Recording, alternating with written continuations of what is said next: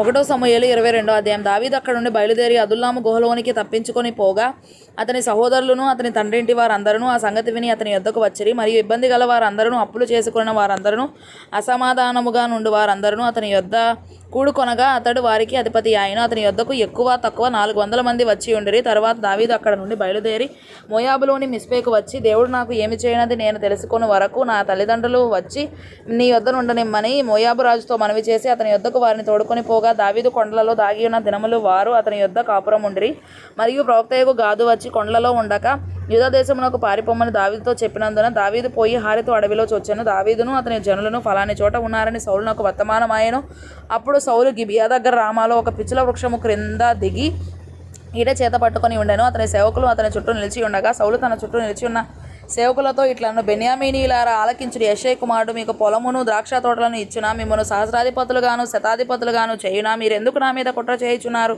నా కుమారుడు యెష్షయి కుమారునితో నిబంధన చేసిన సంగతి మీలో ఎవడనూ నాకు తెలియజేయలేదే. నేడు జరుగునట్లు నా కొరకు పొంచి ఉండునట్లుగా నా కుమారుడు నా సేవకుని పురికొలిపి నన్ను నా నిమిత్తము మీలో ఎవనికిని చింతలేదే. అప్పుడు ఎదోమీయుడగు దోయగు సౌలు సేవకుల దగ్గర నిలిచి ఉండి యెష్షయి కుమారుడు పారిపోయి నోబులోని అహీటూబు కుమారుడైన అహీమెలకు దగ్గరకు రాగా నేను చూచితిని. అహీమెలకు అతని పక్షముగా యెహోవా యొద్ద విచారణ చేసి ఆహారమును ఫిలిష్తీయుడైన గొలియాతు ఖడ్గమును అతనికి ఇచ్చానని చెప్పగా, రాజు యాజకుడును అహీటూబు కుమారుడు నగు అహీమెలకును నోబులోనున్న అతని తండ్రి ఇంటి వారైన యాజకులను అందరినీ పిలువనంపించెను. వారు రాజునొద్దకు రాగా, సౌలు అహీటూబు కుమారుడా ఆలకించుమనగా అతడు చిత్తము నా ఏలినవాడా అనెను. సౌలు, నీవు యెష్షయి కుమారునికి ఆహారమును ఖడ్గమును ఇచ్చి అతని పక్షమున దేవుని యొద్ద విచారణ చేసి అతడు నా మీదికి లేచి నేడు జరుగుచున్నట్టు పొంచి ఉండుటకై అతడును నీవును జతకూడితిరేమని అడగగా, అహీమెలకు రాజునకు అల్లుడై నమ్మకస్తుడై ఆలోచనకర్తయై నీ నగరిలో ఘనత వహించిన దావీదు వంటి వాడు నీ సేవకులందరిలో ఎవడున్నాడు?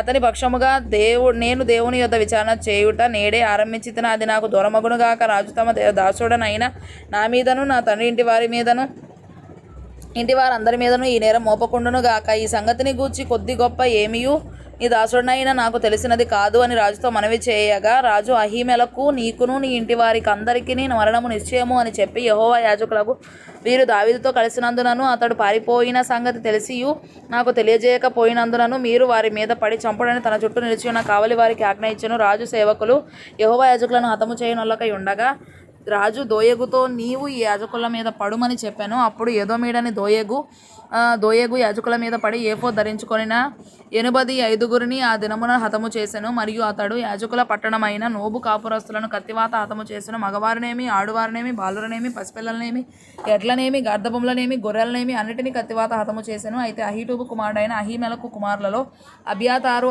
ఒకడు తప్పించుకొని పారిపోయి దావీదు నొద్దకు వచ్చి సౌలు యెహోవా యాజకులను చంపించిన సంగతి దావీదునకు తెలియజేయగా, దావీదు ఆ దినమున ఎదోమీయుడైన దోయగు అక్కడ ఉన్న అందున వాడు సౌలునకు నిశ్చయముగా సంగతి తెలుపునని నేను అనుకొంటిని. నీ తండ్రి ఇంటి వారికి అందరికీ మరణము రప్పించుటకు నేను కారకుడనైతిని కదా.